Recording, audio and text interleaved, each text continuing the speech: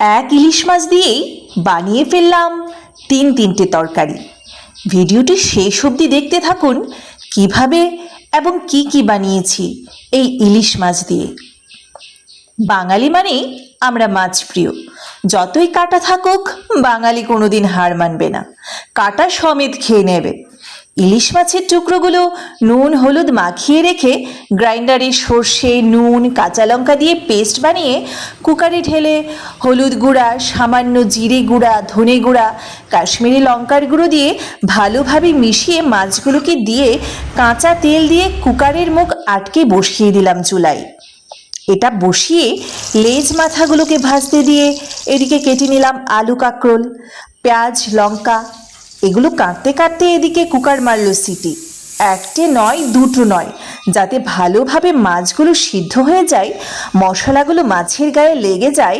কারণ মাছগুলো আমি কাঁচা দিয়েছিলাম, তাই তিনটে সিটি পর্যন্ত অপেক্ষা করলাম। এদিকে অপেক্ষা করতে করতে লেজ মাথাও ভাজা হয়ে গেল, আমার সর্ষে ইলিশও হয়ে গেল। সর্ষে ইলিশটা কুকার থেকে নামি বাটিতে তুলে এদিকে মাছ ভাজার গরম তেলে তিনটে শুকনো লঙ্কা ভেজে পেটে তুলে রাখলাম, যেটা আমি পরে কাজে লাগাবো।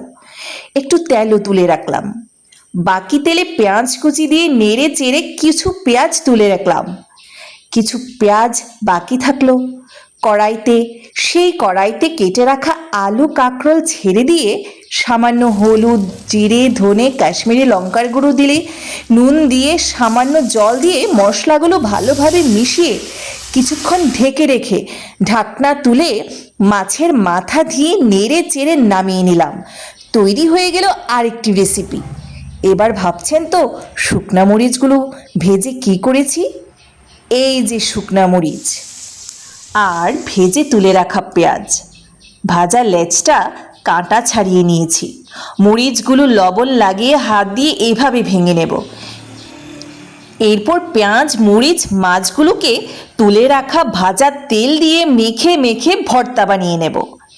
এই ইলিশ মাছের লেজ ভর্তা গরম ভাতের সাথে কি যে সুস্বাদু!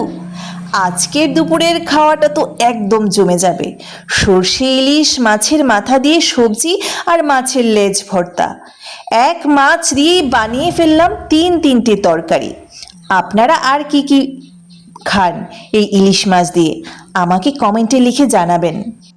আর এই তিনটে রেসিপির আলাদা আলাদা জানতে চাইলে আমার অ্যাকাউন্টে ঢুকে অবশ্যই দেখে নেবেন। Thank you.